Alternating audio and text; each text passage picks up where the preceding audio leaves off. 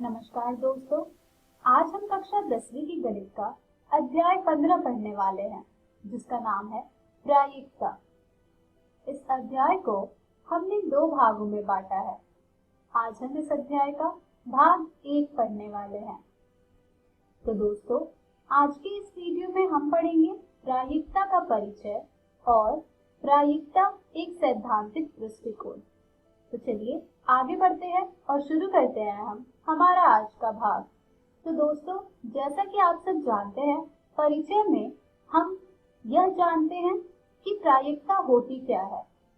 तो आपने कक्षा 9वीं में एक घटना ई की प्रयोगात्मक या अनुभविक प्रायिकता पीई को निम्नलिखित रूप में परिभाषित किया था, जो कि है पीई बराबर अभिप्रयोगों की संख्या जिसमें घटना घटी है बटे अभिप्रयोगों की कुल संख्या। आइए एक उदाहरण से इसे अच्छी तरह से समझते हैं।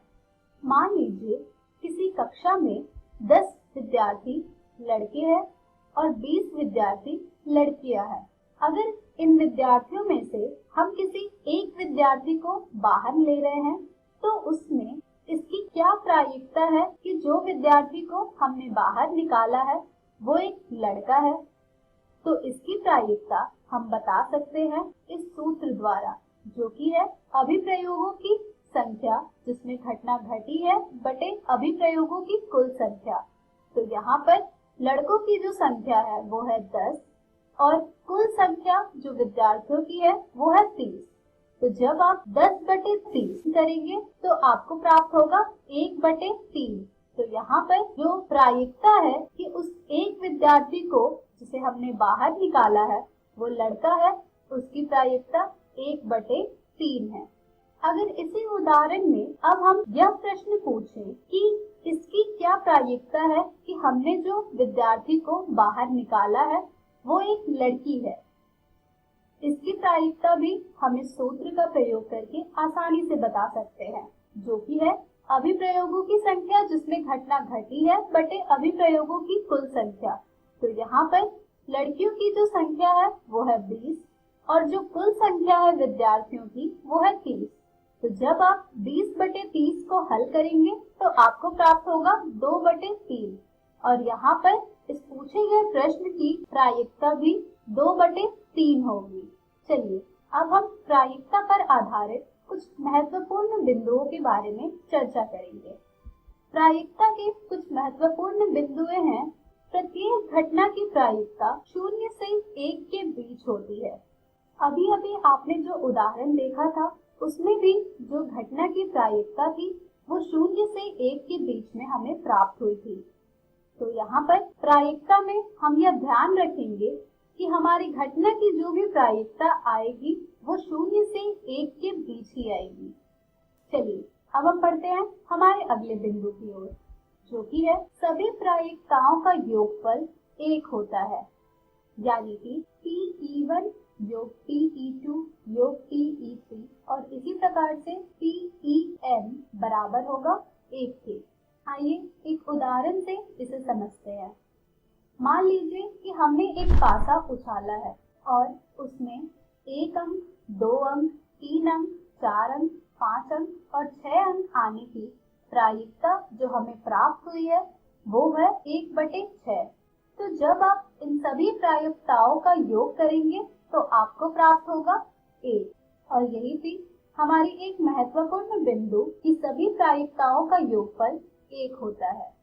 चलिए अब हम बढ़ते हैं हमारे अगले महत्वपूर्ण बिंदु की ओर, जो कि है घटना ई तथा ई नहीं, जिसे हम सूचित करते हैं ई पर दंड का चिन्ह लगाकर, परस्पर पूरक घटनाएं हैं। तो यहाँ से हमें प्राप्त होता है कि किसी घटना ई की प्रायिकता योग किसी घटना ई नहीं की प्रायिकता बराबर होगी 1 से। अर्थात अगर हमें प्रायिकता ज्ञात करनी है किसी घटना ई नहीं की, तो वो हम ज्ञात कर सकते हैं 1 घटा प्रायिकता घटना ई को हल करके। तो यहाँ से हमें प्राप्त हुआ कि घटना ई नहीं को निरूपित करने वाली घटना ई दंड घटना ई की पूरक घटना कहलाती है। चलिए अब हम चर्चा कर लेते हैं असंभव घटना और संभव घटना के बारे में। वह घटना जिसका घटित होना असंभव है, उस घटना को हम कहते हैं असंभव घटना। आइए एक उदाहरण देखते हैं। मान लीजिए कि हमने एक पासा को फेंका। अब उस पासे में 8 अंक आने की प्रायिकता क्या होगी? जाहिर सी बात है कि पासे में केवल 6 अंक होते हैं, 8 अंक होता नहीं है, इसलिए यह एक असंभव घटना है। इसी प्रकार से अब हम जानेंगे कि एक निश्चित घटना क्या होती है। निश्चित घटना वह घटना होती है जिसका घटित होना निश्चित है। अब अगर मैं आपसे ये पूछूं कि पासे में 7 अंक से छोटी संख्या आने की प्रायिकता क्या होगी? अब जाहिर सी बात है कि पासे में सभी अंक 7 से छोटे हैं, तो इसकी प्रायिकता 1 आएगी। तो यहाँ से हमें ये भी पता लग रहा है कि किसी निश्चित घटना के होने की प्रायिकता 1 होती है और किसी अनिश्चित अर्थात असंभव घटना होने की प्रायिकता 0 होती है। तो ये थे प्रायिकता पर आधारित कुछ महत्वपूर्ण बिंदु। चलिए अब हम बढ़ते हैं प्रायिकता एक सैद्धांतिक दृष्टिकोण की ओर। यहाँ पर हम अब उदाहरण का प्रयोग करके प्रायिकता को और अच्छी तरह से जानेंगे। स्क्रीन पर आपको एक तस्वीर दिख रही है जिसमें कि एक दरवाजे में आपको भीड़ दिख रहा होगा।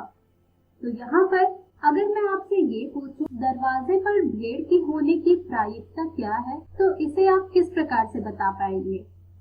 इसे भी आप उस सूत्र का प्रयोग करके बता सकते हैं जो कि होता है E के अनुकूल परिणामों की संख्या बटे सभी संभव परिणामों की संख्या।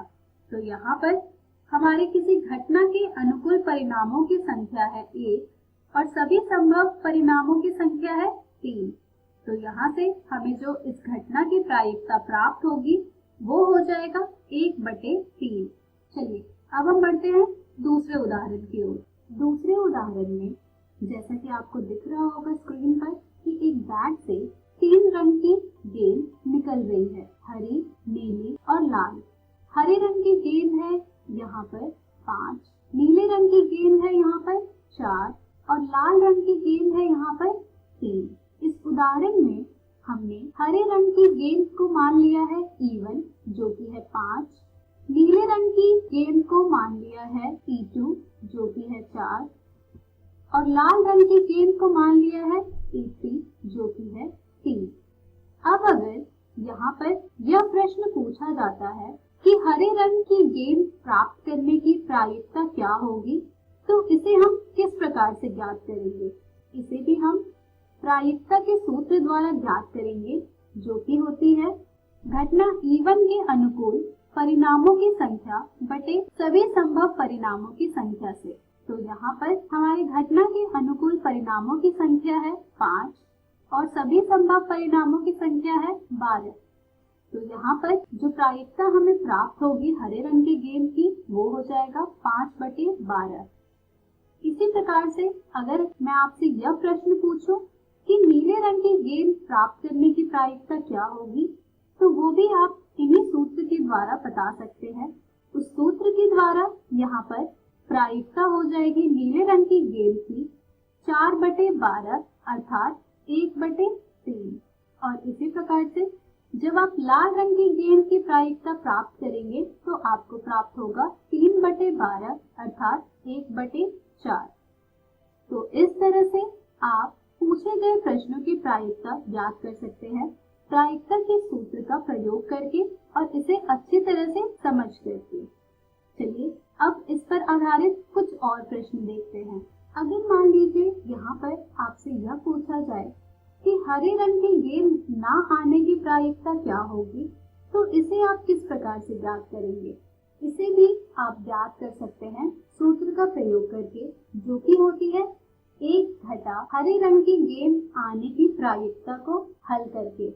तो यहाँ पर हरे रंग की गेंद आने की प्रायिकता थी 5/12।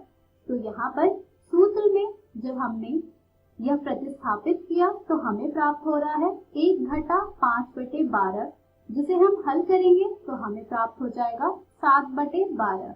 तो इस प्रकार से हम यहाँ पर ज्ञात कर सकते हैं कि हरे रंग की गेंद ना आने की प्रायिकता क्या होगी। इसी प्रकार से आप नीले रंग ना आने की प्रायिकता भी ज्ञात करिए और लाल रंग ना आने की प्रायिकता भी ज्ञात कीजिए। चलिए अब हम बढ़ते हैं कुछ और उदाहरण की ओर।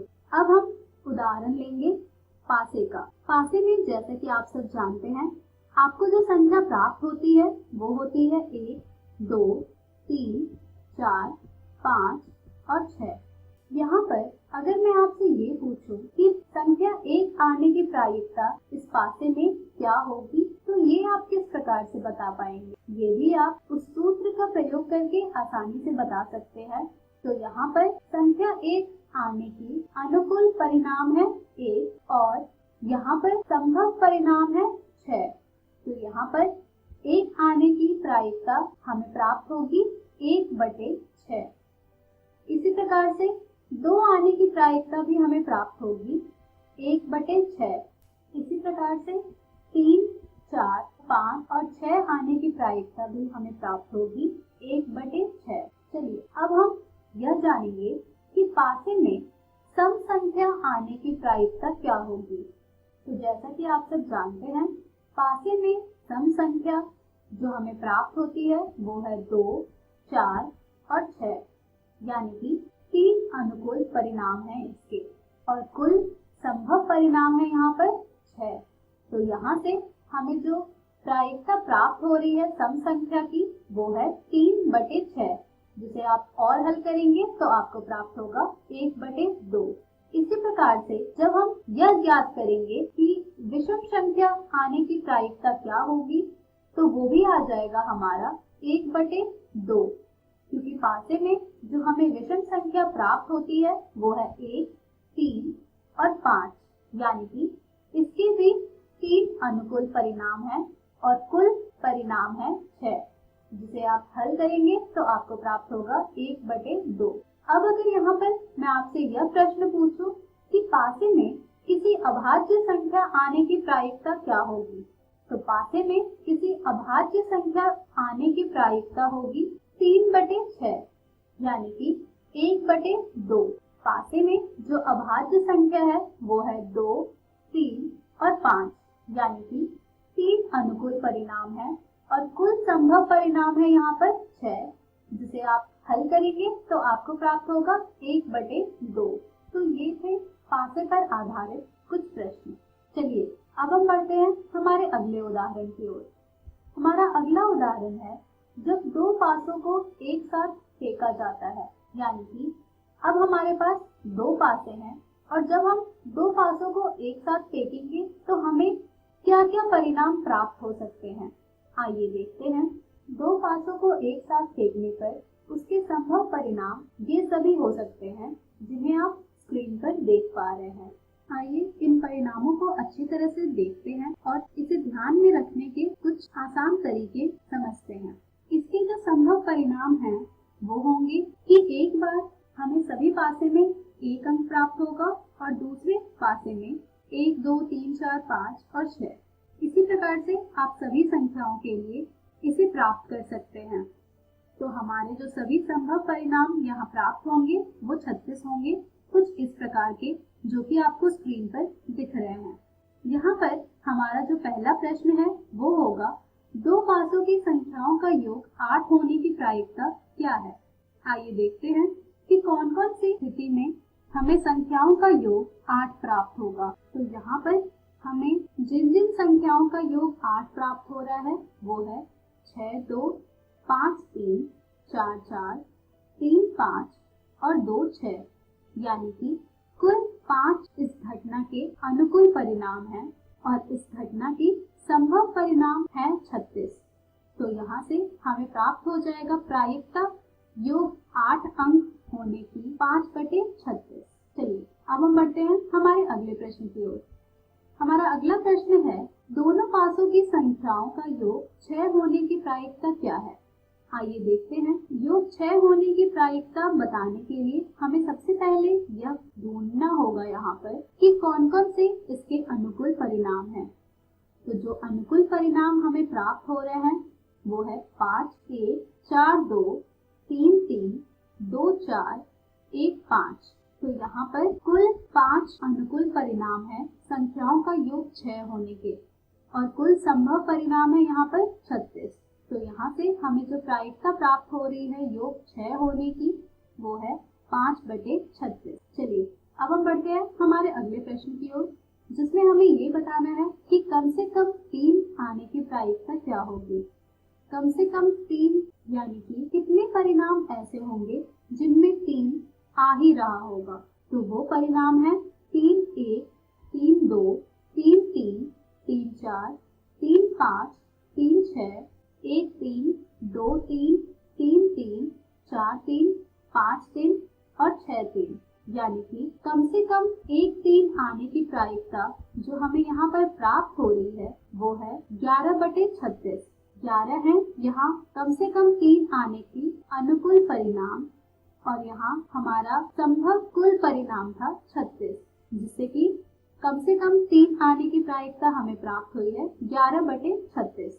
तो इस तरह आप 2 पासों पर आधारित प्रश्न को भी आसानी से हल कर सकते हैं। अब हम सिक्कों पर आधारित उदाहरण हमारी अगली वीडियो में जानेंगे। तब तक के लिए आप इस तरह के प्रश्नों को हल कीजिए। तो दोस्तों, आज के इस वीडियो में हमने सीखा प्रायिकता का परिचय और प्रायिकता एक सैद्धांतिक दृष्टिकोण पर आधारित कुछ उदाहरण। हम हमारी अगली वीडियो में भी कुछ उदाहरण और देखेंगे प्रायिकता एक सैद्धांतिक दृष्टिकोण पर आधारित। तब तक के लिए इन सभी उदाहरण जो कि आपने इस वीडियो में सीखा है उस पर प्रश्न हल कर सकते हैं। धन्यवाद।